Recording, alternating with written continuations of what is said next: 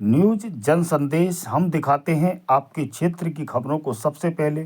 तो अपने क्षेत्र की खबरों को सबसे पहले देखने के लिए चैनल को सब्सक्राइब करें। आप देख रहे हैं न्यूज जन संदेश, आपकी आवाज हम। गंगानगर में संघ शताब्दी वर्ष के उपलक्ष्य में विराट हिंदू सम्मेलन का आयोजन, मुख्य अतिथि आचार्य प्रमोद कृष्णम। आपको बता दें कि संघ शताब्दी वर्ष के उपलक्ष्य में आज बुलंदशहर के गंगानगर में एक विराट हिंदू सम्मेलन का आयोजन किया गया। कार्यक्रम में मुख्य अतिथि कल्की पीठाधीश्वर आचार्य प्रमोद कृष्णम रहे।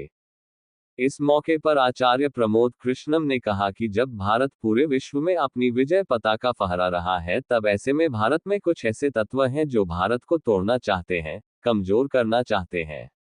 जो लोग सत्ता से दूर हैं, वह किसी भी कीमत पर सत्ता पाना चाहते हैं। ऐसी शक्तियां भारत के सनातन संस्कृति और सभ्यता से शत्रुता का भाव रखती हैं। बांग्लादेश पर आचार्य प्रमोद ने कहा कि मुझे लगता है कि हमारी सरकार इस पर गंभीरता से विचार कर रही है। भारत सरकार बांग्लादेश के खिलाफ कोई ना कोई सख्त फैसला अवश्य लेगी।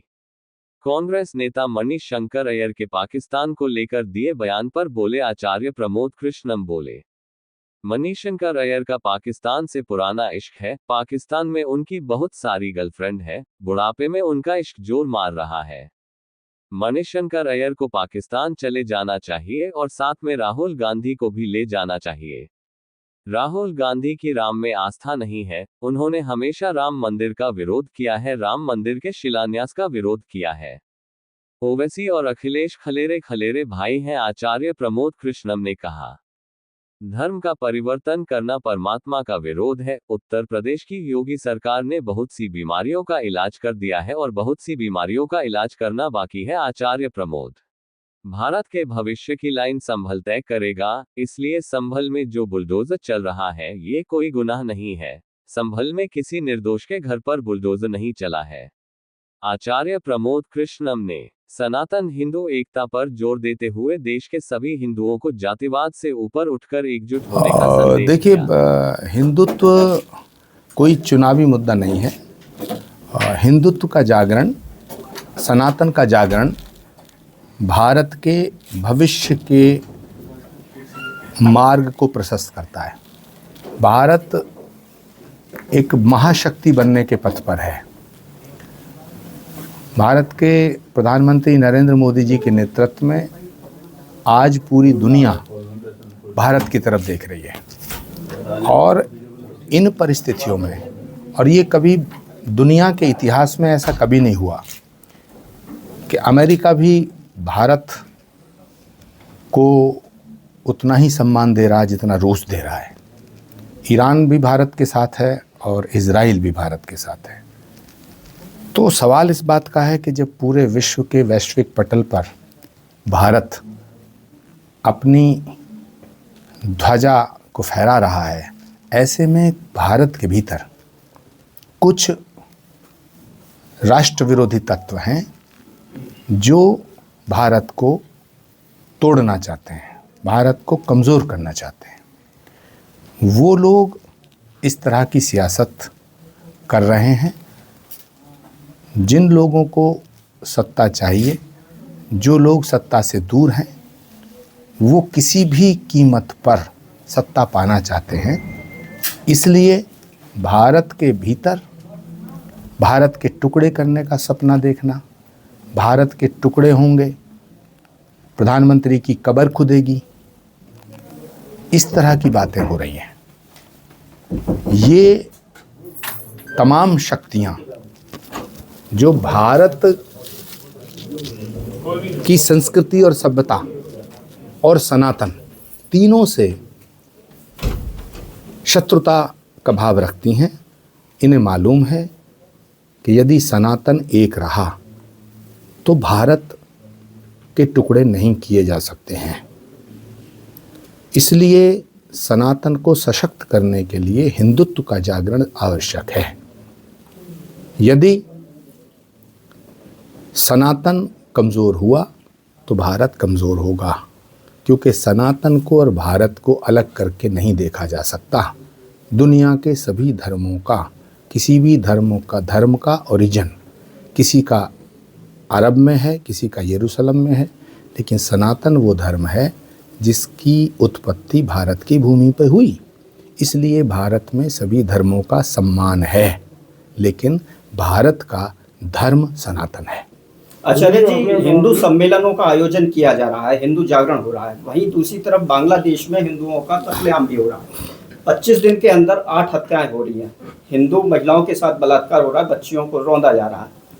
आपको क्या लगता है, जो जिस तरह से देवकीनंदन ठाकुर ने सैनिक आक्रमण की बात की है बांग्लादेश पर, क्या बांग्लादेश को उसी भाषा में जवाब देने की ज़रूरत है?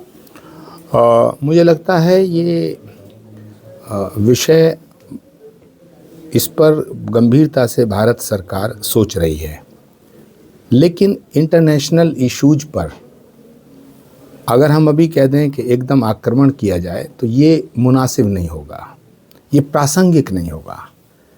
भारत सरकार पर हमें पूरा भरोसा है, नरेंद्र मोदी जी पर भरोसा है कि उनके नेतृत्व में जब पाकिस्तान का इलाज करने के लिए ऑपरेशन सिंदूर और सर्जिकल स्ट्राइक जैसा फैसला हुआ, तो बांग्लादेश का इलाज करने के लिए, जो बांग्लादेश जिसकी हुकूमत आतंकवादियों के हाथ में आ गई है, बांग्लादेश में जमहूरियत नहीं है, डेमोक्रेसी नहीं है, बांग्लादेश की हुकूमत कट्टरपंथी आतंकवादियों के हाथ में आ गई है, इसलिए वहाँ हिंदुओं पे जुल्म हो रहा है। जितना जुल्म, जितना अत्याचार बांग्लादेश में हिंदुओं पे हो रहा है, उतना अत्याचार कभी इतिहास में नहीं हुआ। तो मुझे लगता है कि भारत की सरकार बांग्लादेश के खिलाफ कोई ना कोई सख्त फैसला अवश्य लेगी। लेकिन मणिशंकर अय्यर कह रहे हैं कि ऑपरेशन बंद करो और पाकिस्तान से टेबल पर बैठकर बात करो। मणिशंकर अय्यर का पाकिस्तान से बहुत पुराना इश्क है। पाकिस्तान में उनकी बहुत सारी गर्लफ्रेंड हैं, बुढ़ापे में उनका इश्क जोर मार रहा है। मणिशंकर अय्यर को पाकिस्तान जाना चाहिए और साथ में राहुल गांधी जी को भी ले जाना चाहिए। राहुल गांधी जब अयोध्या पहुंचने वाले हैं सब राम मंदिर के दर्शन करने के लिए, राहुल गांधी अयोध्या राम मंदिर के दर्शन करने जा रहे हैं। अयोध्या में मीर बाकी भी आया था। किसका कैसा भाव है वो महत्वपूर्ण है। भगवान भावग्रही है, क्रियाग्रही नहीं है। शास्त्रों में कहा है न क्रियाकृत न अपेक्षनात् ज्ञानवत। अयोध्या जाना या ना जाना ये महत्वपूर्ण विषय नहीं है।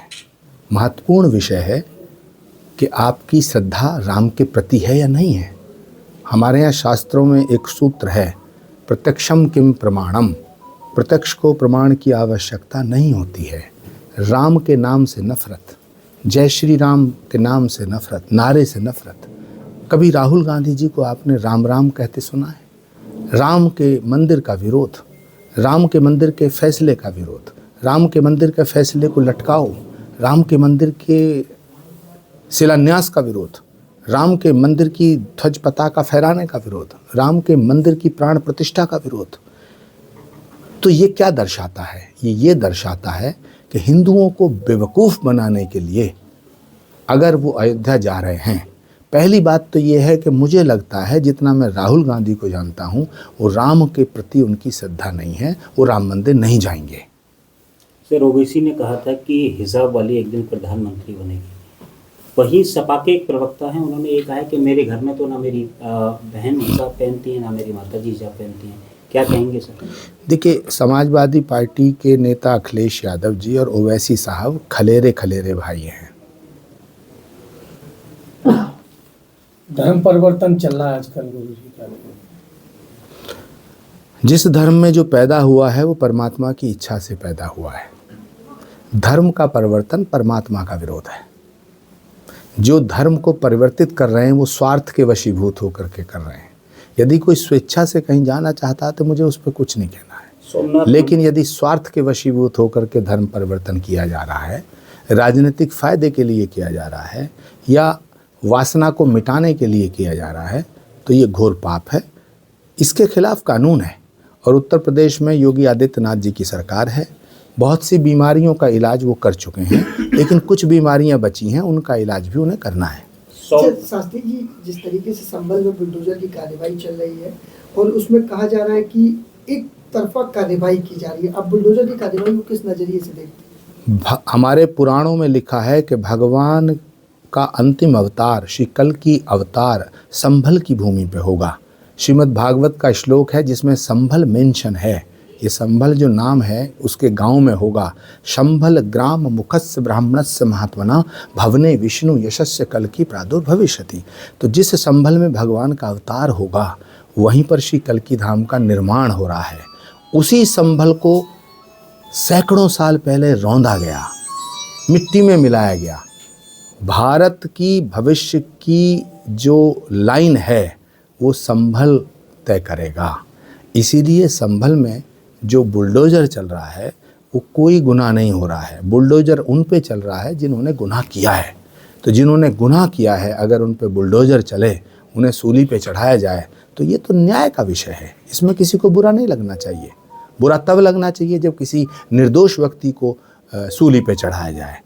हिंदुओं के ऊपर जो जुल्म बांग्लादेश में हो रहा है वो तो निर्दोष हैं। संभल में किसी भी निर्दोष व्यक्ति के घर पे बुलडोजर नहीं चला है, मैं दावे के साथ कहता हूँ। ठीक है, धन्यवाद।